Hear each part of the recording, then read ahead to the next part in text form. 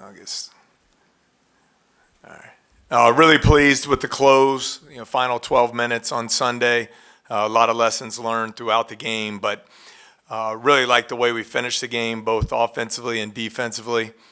And now we have this great opportunity to go on the road Thursday against Kansas State. I think Coach Tang's done a tremendous job through the portal and the construction of their roster.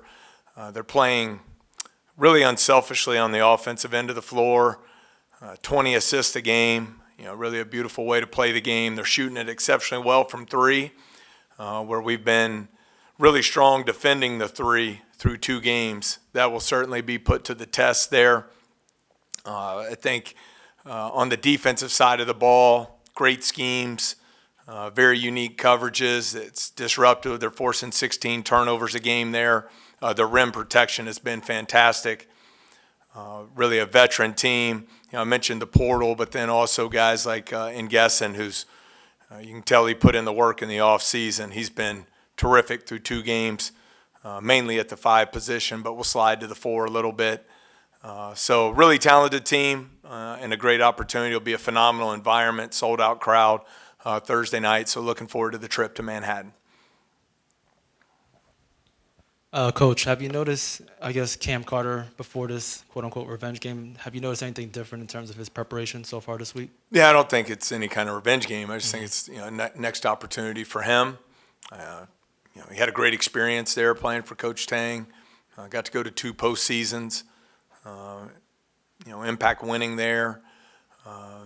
Last year we had this conversation with Jordan Wright when he went back to Vanderbilt. That was the first time I had ever dealt with that in my coaching career, so this will be a second. But I think Cam, as a senior, will show the maturity in his preparation and put the focus where it needs to be. I know he's appreciative of the impact K-State and the coaching staff there had in his career.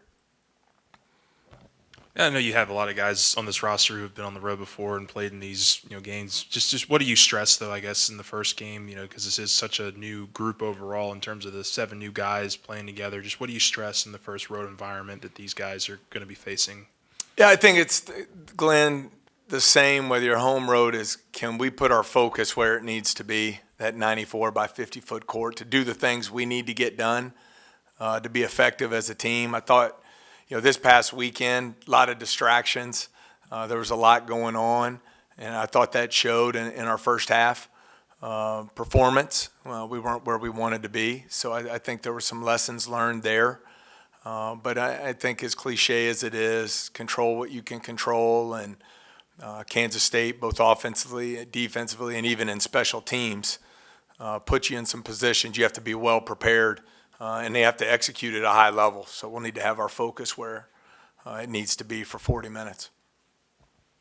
Coach, you talked about that challenge on the inside. You've defended the three-point line really well, but how important are guys like Jalen and Robert for defending that interior when they are going to try and pound you inside and get those points in the paint? I've been pleased with their interior rim protection so far. I think we've let the ball get to the rim too much. Some one-on-one defensive breakdowns. Certainly there's some schematic things there where we're trying to do a good job defending the 3. I think it's 2 games, but the opponents are 4 for 34 from behind the arc, with one of them being a half-court buzzer beater. As I mentioned, that's going to be tested. You're looking at Kansas State 43% behind the arc. Howson's made 5 threes per game so far. NBA range, elite shooter Max Jones 5 of 7 from 3. So they've really shot it exceptionally well, and their ball movement's been terrific. But there's no doubt we have to be much improved guarding the ball one-on-one off the bounce to keep the ball out of the paint. Yeah, Coach, that's what I was going to ask, was about their guard versatility and the challenges for, your backcourt, Curtis, Jordan, all the guys. Yeah, I think, again, I'm really pleased with the three-point defense, but we're getting beat off the bounce too much. It's putting our defense in some bad positions there. So it's been an area of focus for us this week. We have to do a better job containing one-on-one play, both individually and as a team, being where we're supposed to be in our team defensive assignments. I thought that was much improved in the second half. You look at, I believe Alabama State was 8 of 30 from the floor in the second half. First half wasn't where it needed to be, but I thought you saw that improve as the game went along. Obviously, you don't want to get down 10 points in a game like you have had Sunday, but at the same time, is there a balance there when you say, I'd like to see how my team does against some adversity, and see how, as you said, the last 12 minutes you sounded pleased with. So how did that balance work out for you Sunday? And, is that kind of good to see that test sometimes? Yeah, not ideal, Scott, for game 2, but I think it was much needed. It was really the first time we've faced adversity with this group. Down 10 with 13 minutes to go, could have folded, but I thought stayed focused on, doing the things we needed to do to get the win. I believe went 36-12 from that point to the close of the game. So you hope you learned a lot of lessons, both why you got down by 10 and then the things that we got accomplished on both ends of the floor, to get a double-digit win, being in that situation, and especially going on the road for the first time. We know there's going to be some adversity there. So I think it does benefit us to have gone through a little bit on Sunday. In the Alabama State game, I remember seeing Cam Carter have a couple off-ball screens sort of plays ran for him, where he got a couple three-pointers up and he made them. Will that be a bit more of an emphasis earlier on in the game against K-State, or is it just however the offense flows? I thought the execution was much better in the second half. I mean, you look, I think we were 59% from the floor, 57 from three. And after going 7-14 at the free throw line, we went 18-20 in the second half. So I thought our screening was much better in the second half. We moved the ball better. We made the right decision more often.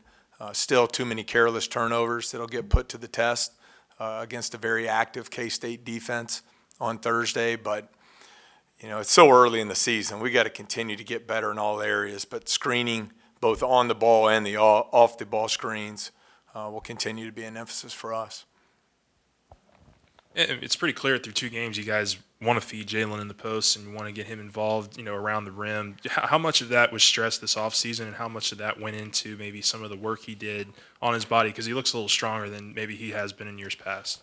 He has gained about 15 pounds, and it's all muscle. I think he's moving as well as he has, even playing at 250, 252. I thought the first game he was a lot more effective in establishing his initial position in the post. If you look back at his catches versus Alabama State on Sunday, he was catching 17 to 18 feet out on the floor, and that's not really post play. It's just playing on the perimeter. So I think we got to do a better job getting the ball in a more effective scoring area for him. But I think he's very comfortable down there, very skilled. I also think he's a good passer. You can initiate all offense and play through the post with him there, as well as in the elbow areas where we know he's very effective off the dribble. So I think a lot of the post play that you're seeing from him is a credit to this work, not only in the weight room but also in the gym, continuing to add to his versatility there. Forgive me, signing day tomorrow for you as well? No. There we go. No, that's accurate. Yes, signing day is tomorrow. Okay. Just the difference, right? Like the momentum I think that you probably have this year going into this event, and kind of your thoughts on how it's going for the team right now. Yeah, really excited about where we are in recruiting. I know last year in the early period we signed Curtis and Rob, and then we're able to add Victorious there in the late period.